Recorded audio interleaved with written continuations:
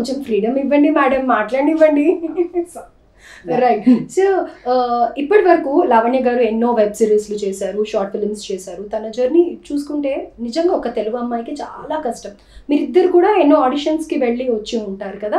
So Telugu అమ్మాయికి ఎలాంటి గుర్తింపు ఉంటుంది, నిజంగానే ఆపర్చునిటీస్ అనేది ఇవ్వట్లేదా, వీళ్ళు తీసుకోలేకపోతున్నారా అనేది మీ ఇద్దరు చూసారు కాబట్టి ఇద్దరు మాటల్లో చెప్పండి. అది డిపెండ్స్ ఆన్ ప్రొడక్షన్ వాళ్ళ మీద ఉంటుంది మేడం. అది యాక్చువల్లీ ఏంటంటే ఇప్పుడు చేస్తారు, వాళ్ళకి కావాల్సింది ఏదో పిలిపించుకొని మ్యాక్సిమం దాకా సెలెక్ట్ చేసుకొని ఇంకా షూటింగ్ డేట్స్ కూడా చెప్పేసి ఆటోమేటిక్గా రీప్లేస్ అయిపోతుంది. అది ఎందుకు అవుతుందో, అది ఎక్కడ ప్రాబ్లం ఉందో ఎవరికి తెలియదు. మరి అది ఇంటర్నల్గా ఏమైనా అవుతున్నాయో లేకుంటే ఎవరన్నా రిఫరెన్స్లో నడుస్తుందో అట్లా ఛాన్సెస్ అయితే ఉన్నాయి. కొంతమంది జెన్యున్గానే ఉంటున్నారు, తీసుకుంటున్నారు, వాళ్ళు మ్యాక్సిమం వాళ్ళ కావాల్సిన యాక్టింగ్ చూసేసుకొని సెలెక్ట్ చేసేసుకుంటున్నారు. అయితే అలా అంతా ఏం లేదంటారు, తెలుగు అమ్మాయిలు నార్త్ అమ్మాయిలు అలా అంతా ఇంపార్టెన్స్ ఏం లేదు. అలా అయితే ఏం లేదు. అంటే మెయిన్ క్యారెక్టర్స్కి ఏమన్నా హీరోయిన్స్కి ఏమన్నా ఉందేమో కానీ మన సపోర్ట్ క్యారెక్టర్స్ అయితే మన తెలుగు వరకు అయితే ప్రాబ్లం ఏం లేదు. అయితే ఇప్పుడు నేను ఇందాక లావణ్య గారిని కూడా ఒక క్వశ్చన్ అడిగాను. మనం పాజిటివ్ అయితే చాలా హ్యాపీగా తీసుకుంటాం కదా, అండ్ మనకి ఏదైనా అయినా మనం భరించగలుగుతాం, ఏదైనా తీసుకోగలుగుతాం. అది దెబ్బలు కానివ్వండి, ఒక తిట్లు కానివ్వండి,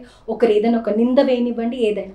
కానీ లావణ్య గారిని ఎవరైనా ఏదైనా నెగిటివ్ మాట్లాడడం కానీ లేకపోతే ఏదైనా ఇబ్బందులు పెట్టినప్పుడు హౌ డు యూ ఫీల్? ఎందుకు అవసరమా ఇది లావణ్య, నేను ఎప్పుడన్నా అన్నారా, మీరు అనుకున్నారా? పిల్లలు కానీ అదంతా ఏం లేదు. అట్లాంటి వచ్చిందంటే ముందు ఏడుపు వస్తూనే ఉంటుంది అనమాట.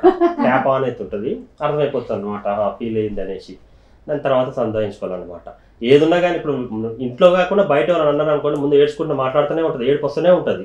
తన తప్పున్నా లేకున్నా మాత్రం ఏడుపు అయితే కామన్. సో మీరేమంటారు, అలా నెగటివ్ ని ఫేస్ చేస్తున్నప్పుడు వద్దు అని ఎప్పుడన్నా చెప్పిన సందర్భాలు ఉన్నాయా, బాధపడిన సందర్భాలు ఉన్నాయా? అంత నెగిటివ్ అయితే ఏం రాలేదు. ఏది వచ్చినా కానీ మామూలుగా హ్యాండిల్ చేసుకుంది.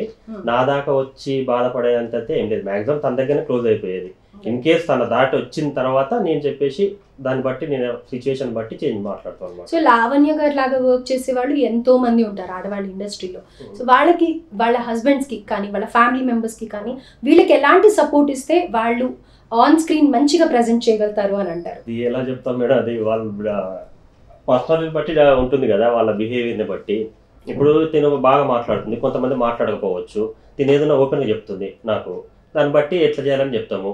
వాళ్ళకి అట్లా ఫ్రీడమ్ ఉందో లేదో ఇళ్లలో, వాళ్ళు కానీ ఫ్రీడమ్ ఇచ్చేసినట్లయితే ఆల్మోస్ట్ ఇట్లాంటి వాళ్ళు 100 మంది పుట్టుకొస్తూనే ఉంటారు. ఇట్లాంటి వాళ్ళు అంటే హలో ఇట్స్ స్పెషల్ పిజ్జా నేను ఒప్పుకున్నానండి.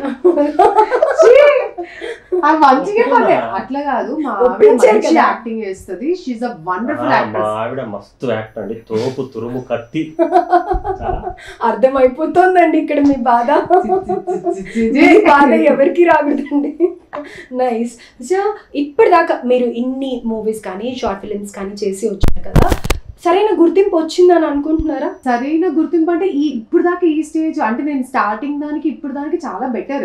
సో స్టార్టింగ్ కి ఇప్పటికి అంటే టు బీ ఫ్రాంక్ చాలా డిఫరెన్స్ ఉంది. ఎందుకంటే స్టార్టింగ్ లో నేను చాలా కష్టపడ్డాను, ఇప్పుడు మరీ అంత లేదు. ఎందుకంటే ఇప్పుడు వచ్చే కాల్స్ అన్నీ ఏంటంటే మేము ఇలా పలానా రోల్ కనుక్కుంటున్నాము, మీరు ఒకసారి ఆఫీస్కి రండి అని చెప్పి వాళ్ళంతటా వాళ్ళే కాల్ చేసి పిలిపియడము, అలా ఆ స్టేజ్కి వచ్చాను.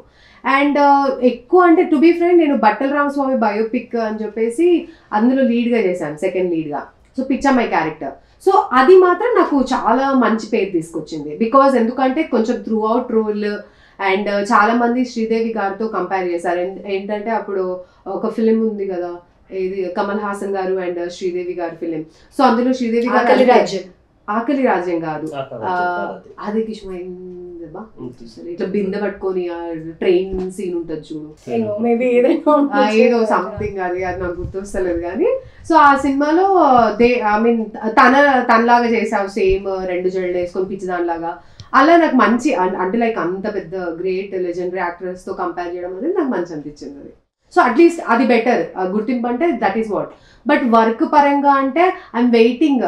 అంటే ఈ ఆడిషన్స్ ఇలా ఏం లేకుండా మేడం మేము ఇలా అనుకుంటున్నాం మిమ్మల్ని ఈ రోల్ కి, సో మీరు వచ్చేయండి అలాంటి రోజు వస్తే ఇంకా అది క్రేజీ, అది అది అలా అది సక్సెస్ఫుల్ రోజు అని చెప్పొచ్చు. మీ డ్రీమ్ కమ్ ట్రూ అవ్వాలని డెఫినెట్ గా మేము కూడా కోరుకుంటున్నాము.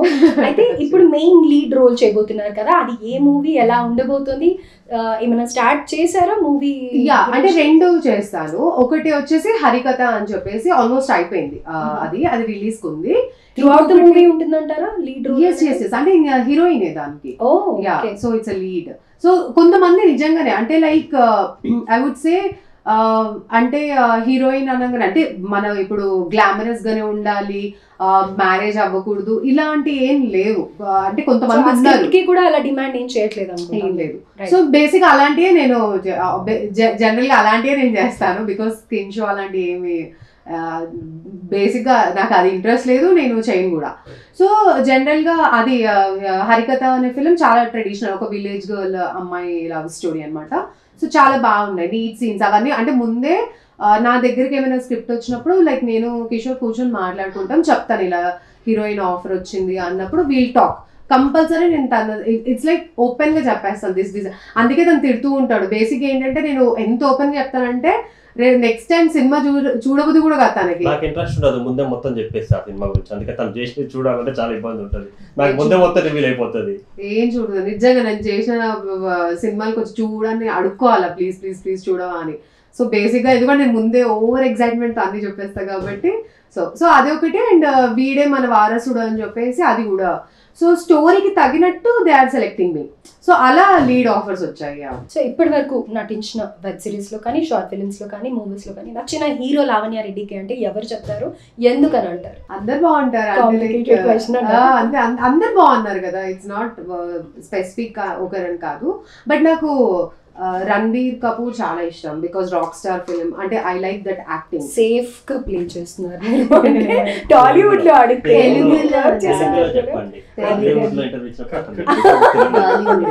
అరే ఫస్ట్ నుంచి కిషోర్ గారిని పిలిస్తే నా పక్కన బాగుండేది.